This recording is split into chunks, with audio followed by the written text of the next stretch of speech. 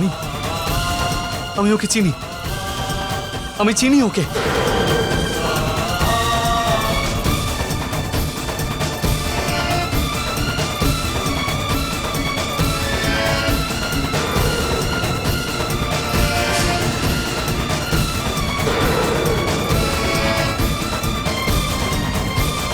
নীল রঙের শাড়িতে আমাকে ভালো মানায়, তাই না বিকাশ?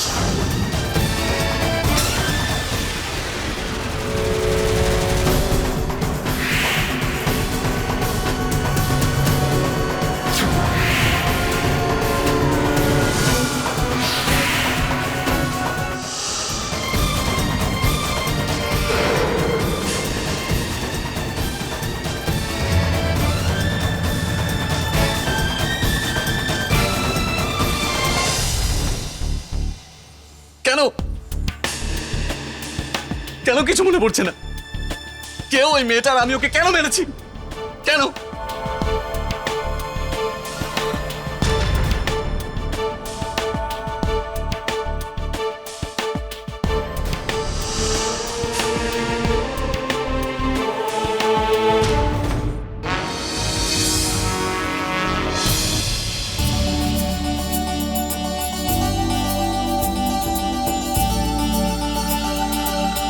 সবকিছু ঠিক আছে তো মা?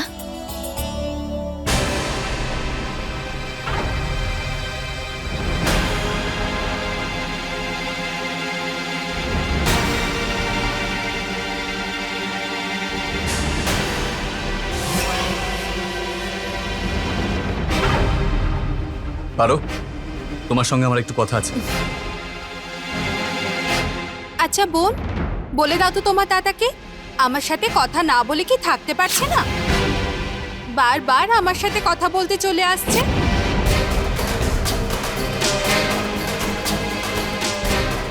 মা, সঙ্গীতের অনুষ্ঠানে ছেলেদের আসা তো বারণ, তাই না? একদম।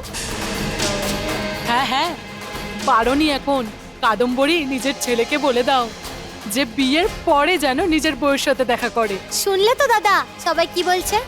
চলো এবার, এখন চলো, যাও, তোমার এখানে আসা বারণ, যাও।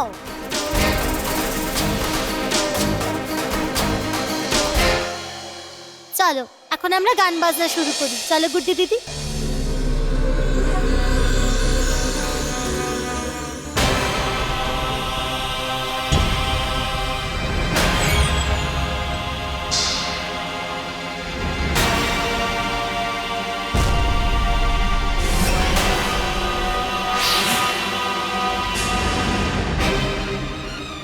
তুমি ডেকেছো কেন আমাকে? আমার আমার করা অপরাধ আমার মনে পড়ে গেছে। আমি আমি এই মেয়েটার মুখটা দেখতে পেলাম, আর দেখলাম এই মেয়েটা মরে গেছে। আর আমি এর লাশের সামনে হাতে বন্দুক নিয়ে দাঁড়িয়ে আছি। তুমি আমাকে এটাই মনে করাতে চাইছিলে, তাই না? পারো, আমাকে বলো এই মেয়েটা কে, আর আমি ওকে কেন মেরেছি? আমাকে বলো এর সাথে আর আমার সাথে কি হয়েছিল। এটা আমার অতীতের এমন একটা ঘটনা যেটা আমাকে জানতেই হবে। তুমি কিছু বলছো না কেন? উত্তর দাও আমাকে।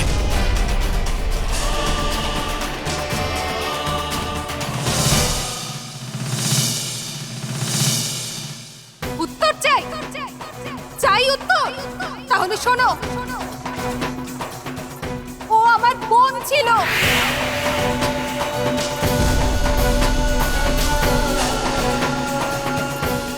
আমার নিজের বোন। এবার হাতটা এগিয়ে দাও, ডান হাত।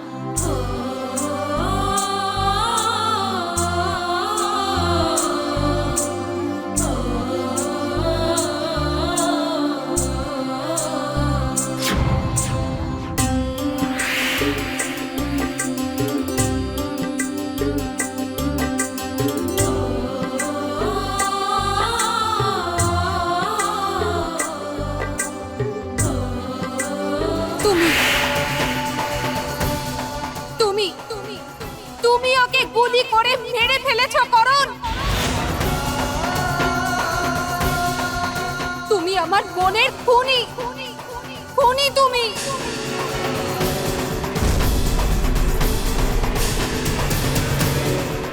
আমাকে ওই অবস্থায় ফেলে দিয়ে তুমি পালিয়ে গিয়েছিলে।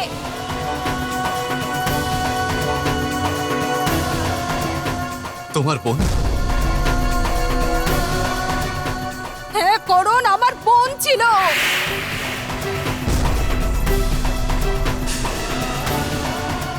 আমি তোমার জীবনে, এই বাড়িতে তোমাকে তোমার দোষ মনে করিয়ে দিতে এসেছি।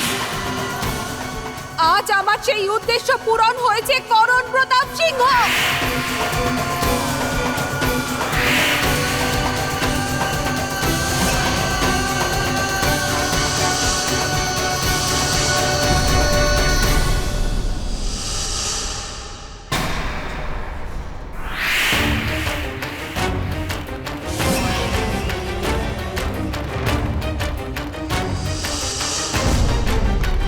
কিন্তু আমি কেন এরকম করলাম? আমি কেন মারলাম তোমার বোনকে? ওর জীবনটা কেন কেড়ে নিলাম? তোমার এই প্রশ্নের উত্তরটা আমার চাই করণ, যে কেন তুমি আমার বোনকে মেরে ফেলেছো। আরে ও তো তোমাকে নিজের মনে করত, নিজের পরিবারের অংশ মনে করত, নিজের দাদার থেকেও বেশি সম্মান করত তোমাকে।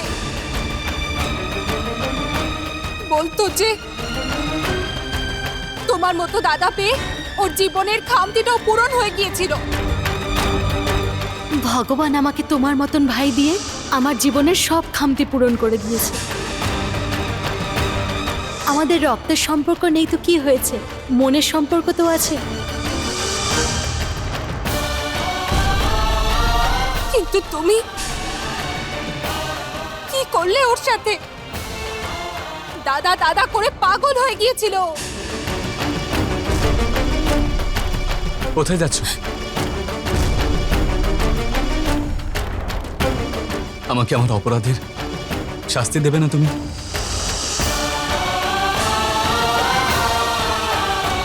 চিন্তা করো না করণ, তুমি তোমার অন্যায়ের শাস্তি নিশ্চয়ই পাবে।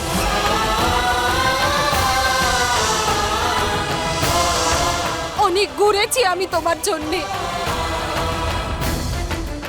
অনেক প্রতীক্ষা করেছি আমি এই সময়ের জন্যে, কিন্তু আজ আমার চেষ্টা সফল হয়েছে। ঠিক সময় আসলে আমি তোমাকে শাস্তি নিশ্চয়ই দেব, কিন্তু ততক্ষণ তুমি এটা ভেবেই তিলে তিলে কষ্ট পাও করো যে তোমার হাতে একজন নির্দোষ খুন হয়েছে। তুমি খুনই করো, খুন করেছো তুমি আমার বোনকে।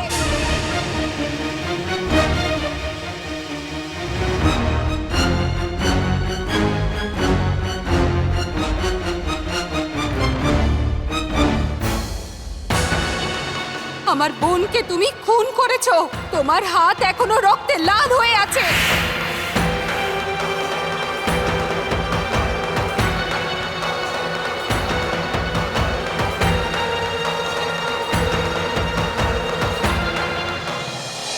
কোন সঠিক সময়? কিসের সঠিক সময়? আর কি কি মনে করাতে চাও ওই খুনিকে? ওর তো মনে পড়ে গেছে, তাই না, যে ও তোমার বোনকে গুলি করেছিল? এই সব কিছু তোমার জন্য যথেষ্ট নয় ওকে শাস্তি দেওয়ার জন্যে? এবার অনেক হয়েছে পারো, আমি আর অপেক্ষা করতে পারছি না, আর আমার ধৈর্য ধরছে না। তুমি জানো না, যখন ওই খুনিকে খোলামেলাভাবে ঘুরে বেড়াতে দেখি আমার মনটা জ্বলে পড়ে ছারখার হয়ে যায়, মনের মধ্যে আগুন জ্বলে আমার। এখন কেন এত দেরি করছো ওই করণের প্রাণ নিতে? আবার এমন তো নয় যে তোমার মনে ওর প্রতি যে ভালোবাসা আছে সেই জন্য তুমি দুর্বল হয়ে পড়ছো। না জামাই বাবু, না, পারোর ঘৃণা এত কমজোরি হতে পারে না।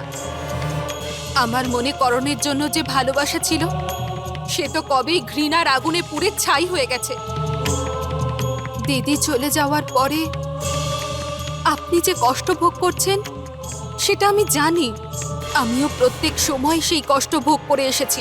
কিন্তু আপনি, আমি তো শুধু সেই দিন, সেই তারিখের অপেক্ষায় আছি যেদিন করণ দিদিকে মেরে ফেলেছিল।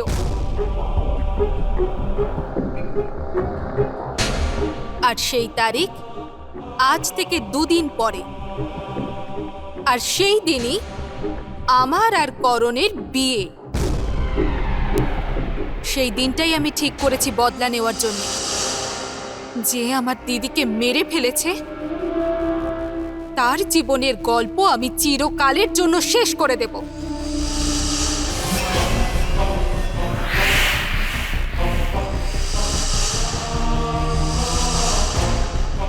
তুমি তো 2 দিন পরে তারিখ ঠিক করেছো, তাই না? ঠিক আছে, কিন্তু মনে রেখো 2 দিন পরে তোমার জীবনের সব থেকে বড় পরীক্ষা। আর এইবারে তুমি কিন্তু ব্যর্থ হয়েও না, কারণ তুমি যদি ব্যর্থ হয়ে যাও তাহলে আমি কিন্তু চুপ করে থাকবো না। মনে রেখো পারো, তোমার দিদির আত্মার শান্তির জন্য তোমাকে কিন্তু করণকে মারতেই হবে।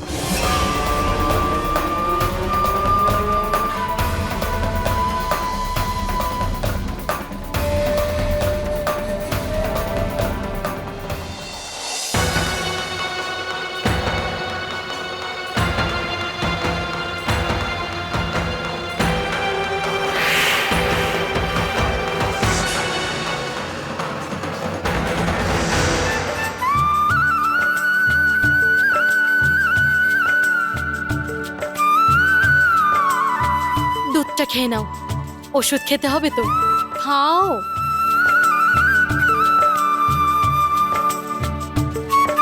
ওষুধটা নাও। চলো চলো চলো চলো, খাও।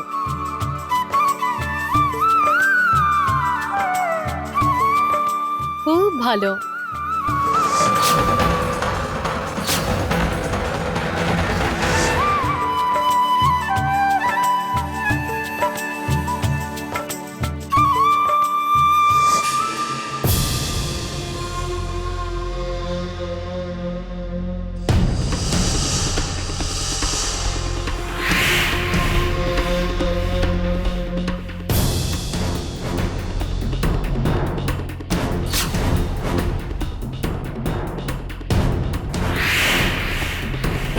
আমার দিদিকে মেরে ফেলেছো তুমি।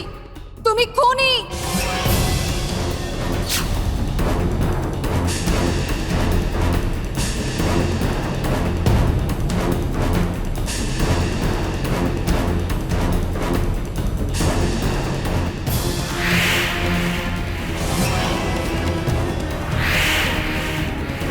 সঠিক সময় আসলে আমি তোমাকে নিশ্চয়ই শাস্তি দেব, কিন্তু ততক্ষণ তুমি এটা ভেবেই তিলে তিলে মরতে থাকো করণ।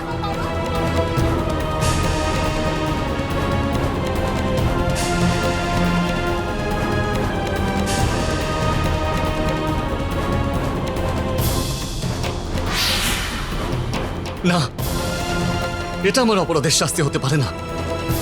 আমি জানি যে আমার কি শাস্তি পাওয়া উচিত।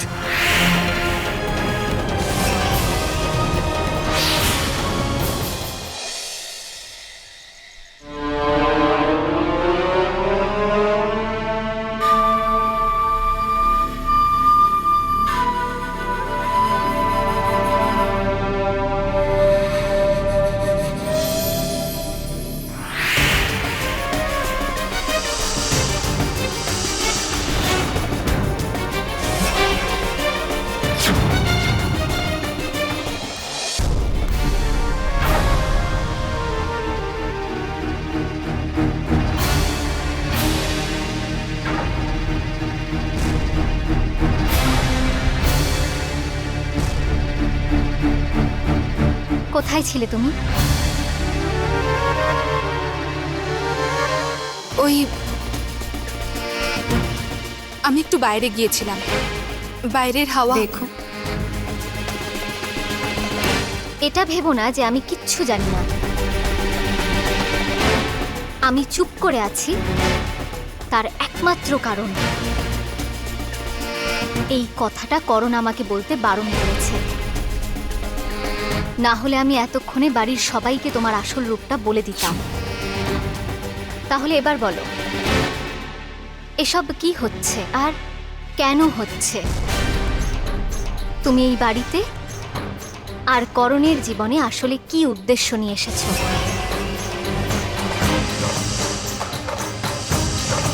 বলো পারো, তুমি এখানে কোন উদ্দেশ্য নিয়ে এসেছো?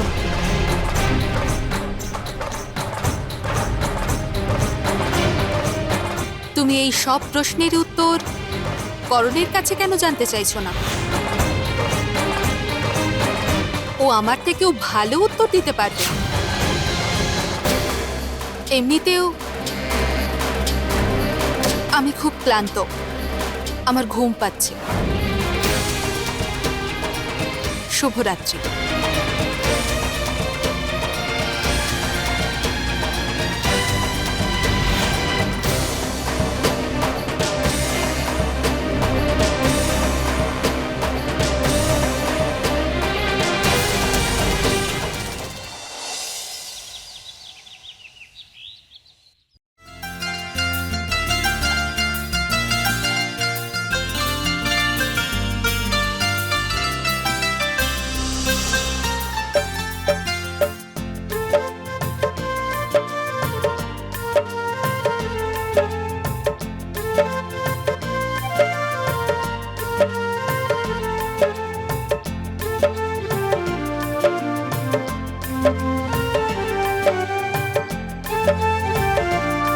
এসো বৌমা।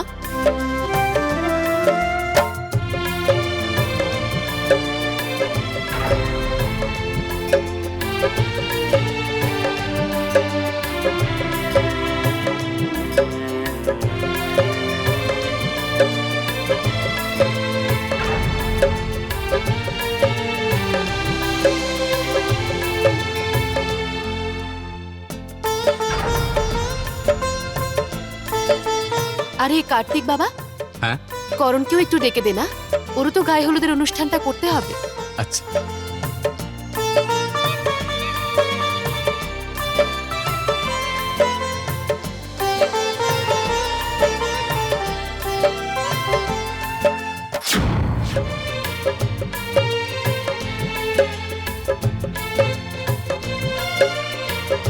মা, করণ তোর ঘরে নেই।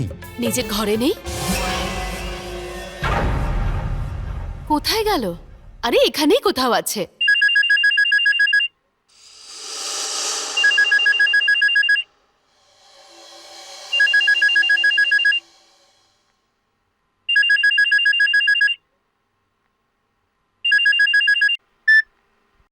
হ্যালো,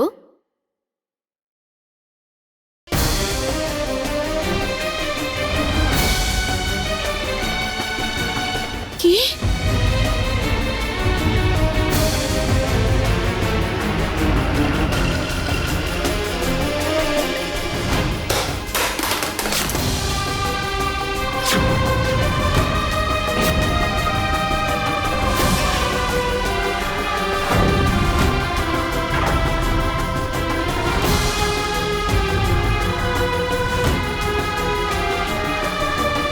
কি হয়েছে মা? কি হয়েছে? কি হয়েছে? কার ফোন ছিল?